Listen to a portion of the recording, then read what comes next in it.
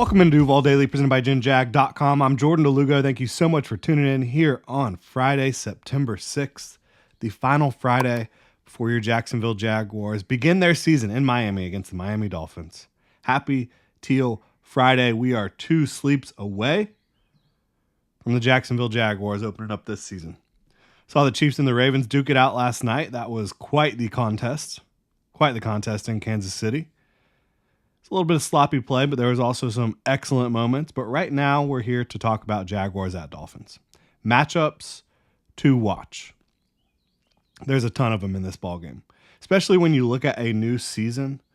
There's just so many questions, especially when you look at the fact that the Jaguars really needed to revamp their running game, the blocking up front. They have a new defensive coordinator. The Dolphins have a new defensive coordinator. Dolphins have speed out the yin-yang on offense. So there's a lot to get into. I'm fired up for it. Really appreciate y'all being here. If you enjoy the content, please like, subscribe, hit that notification bell. You can also check out genjag.com/shop. Pick up some new Duval gear, become a channel member here on YouTube. So I think I'd be remiss if I did not start with Tyreek Hill and Jalen Waddle versus the Jaguars secondary, versus the Jaguars corners. How does Ryan Nielsen deploy his coverages?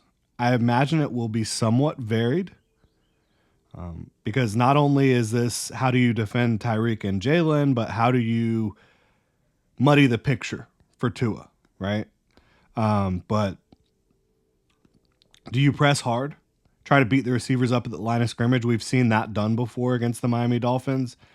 Do you bracket Tyreek Hill with Ronald Darby and a safety and then put Tyson Campbell on Jalen Waddle? Again, do you change the looks up post-snap? Are you able to be physical despite all the motion and movement? There's a lot that they have to deal with here defensively from a secondary perspective with Tyreek Hill and Jalen Waddle because that is the fastest duo in football at wide receiver. Tyreek Hill is dominant. He was voted the number 1 player in the NFL by the players for a reason.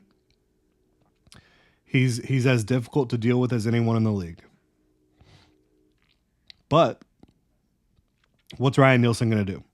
And when those moments do happen where it is Tyson Campbell one-on-one with one of these guys, Ronald Darby one-on-one with one of these guys, can they handle it? Can they handle it?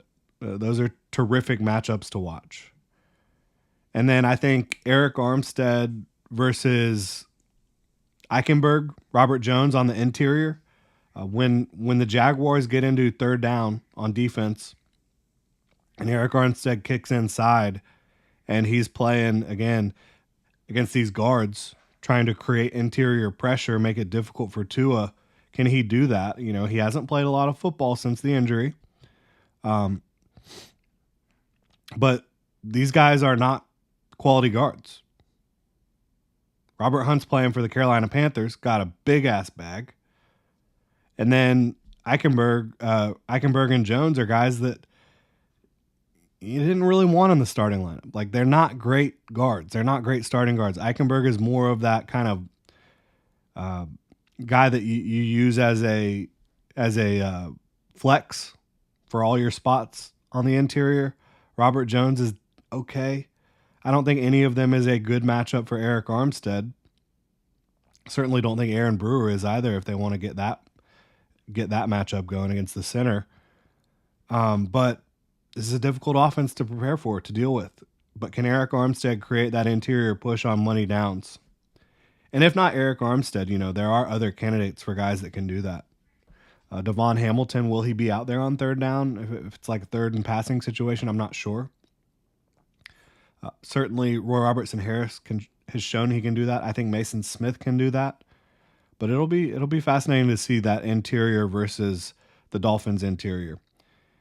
And if Ryan Nielsen and the cover guys on the back end can give Tua a pause, again, can Armstead get that push so Josh Allen and Trayvon Walker can beat those tackles and finish? Because I think that they will have plenty of wins against the tackles.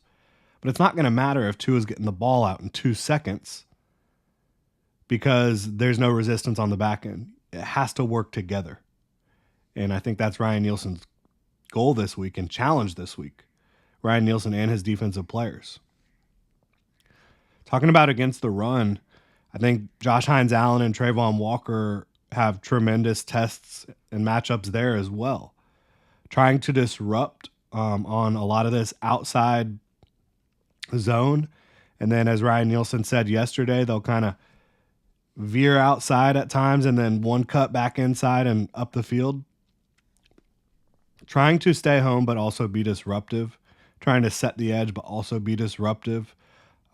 You're going to have to, at times, chase to the sideline as well. Josh Hines Allen and Trayvon Walker can do that as well as anyone in the NFL at edge. But this running game can gash you. And I think they're going to be a big part of making sure that doesn't happen. They're going to be getting doubled. They're going to be getting chipped.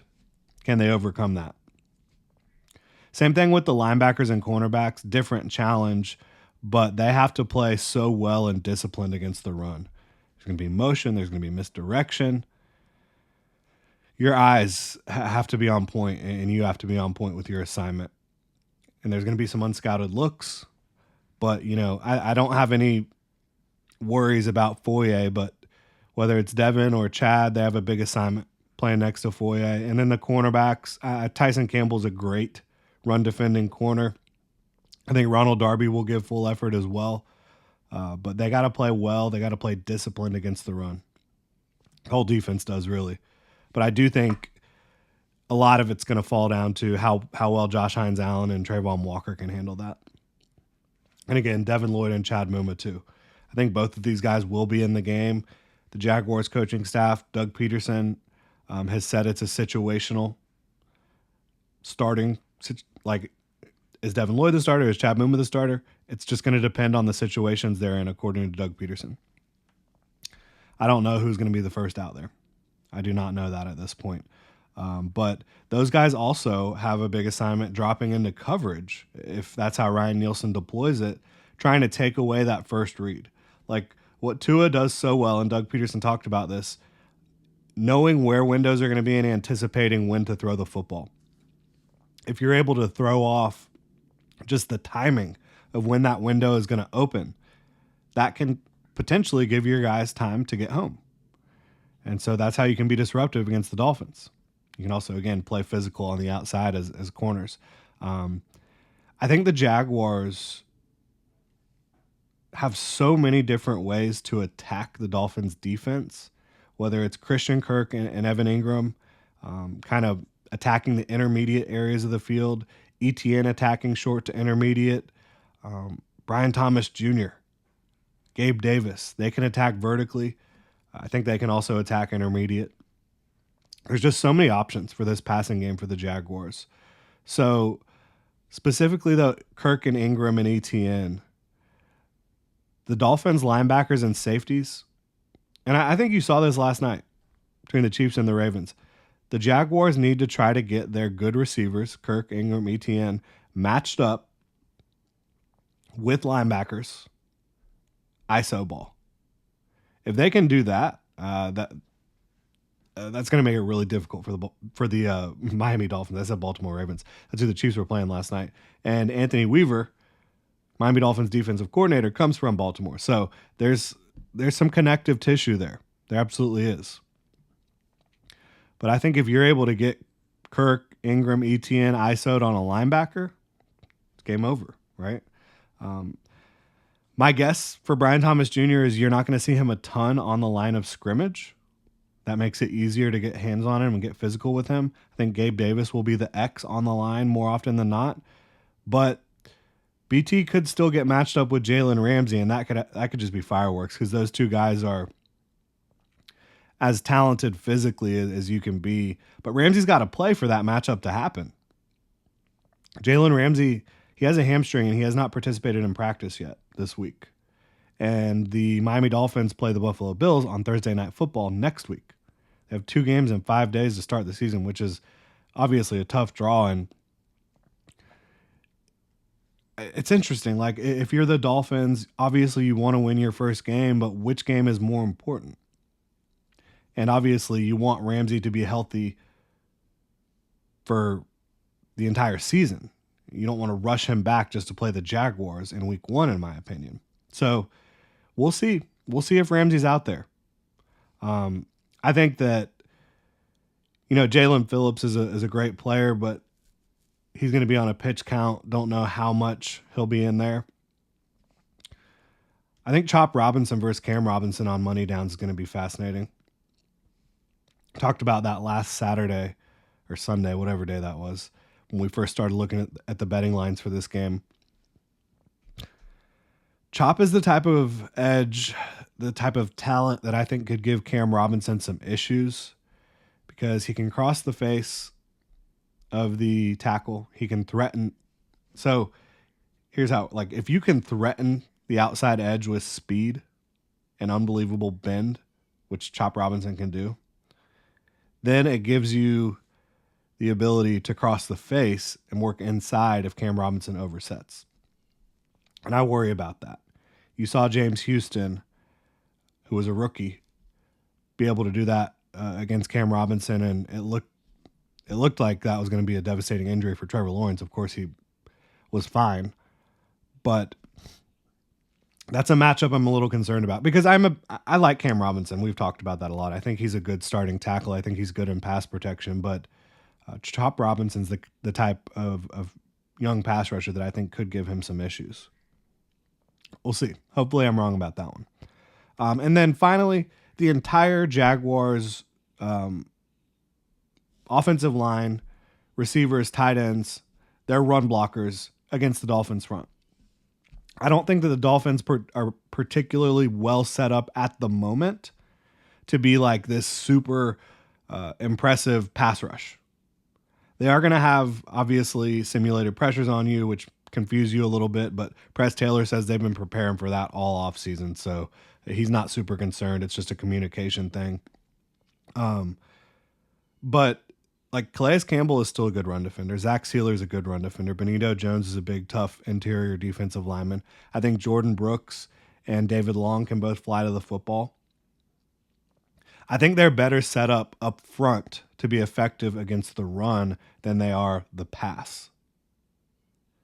So can you get that run game going? The Jaguars have focused so much on getting a hand in the dirt, getting physical, being able to push people off the ball.